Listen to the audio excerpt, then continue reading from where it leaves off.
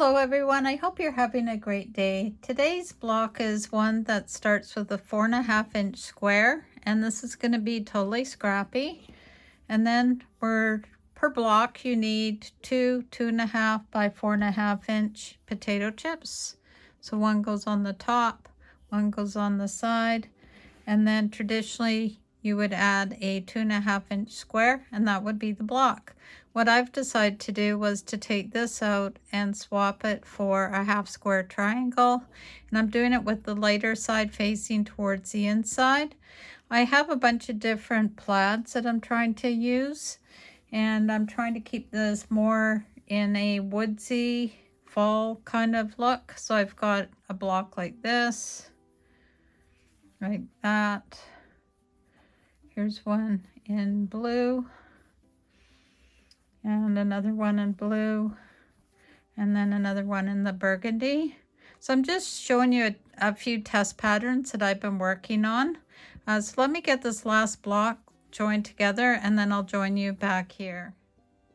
So this is the one I'm showing you in the different units and how to put it together. This will measure 6 inches finished or 6.5 unfinished. So what I've done is I've gone ahead and made a few of these, and I've seen when you have the 2.5 inch square where it can be just laid out like this, and that's very effective. It's got easy to match seams, and it's not a big deal to get a nice effect going. Of course, you would try to have these so they're not in the same area with each other, which is hard to do when you only have 6 blocks, but for now we'll go with that. So I'm happy with that. Then another idea came to me where you just turned these like this. So it's almost like a churn dash, and then you would just repeat it going that way like that. So just pretend that they're going along. So that works. And then I thought, okay, then we could have these so that they're all facing in the center like this. And then you've got kind of a fun pattern happening in that way. And then you would just continue going along like that. So that's kind of fun. I actually like how that one comes out with this secondary design, especially once you had tons of blocks.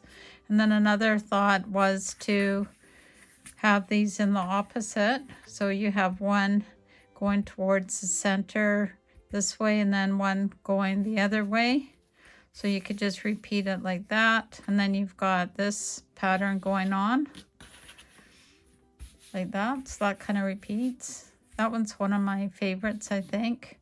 And then another idea I had was where you've got like a flying geese effect happening. And then you could actually switch them so that instead of them all going in one direction, you could start having them going in the other direction. Actually, I'm like that. Actually, that's still going the same way. Never mind. So I don't know which way you like the best. To begin with, I was leaning more towards the one going like this.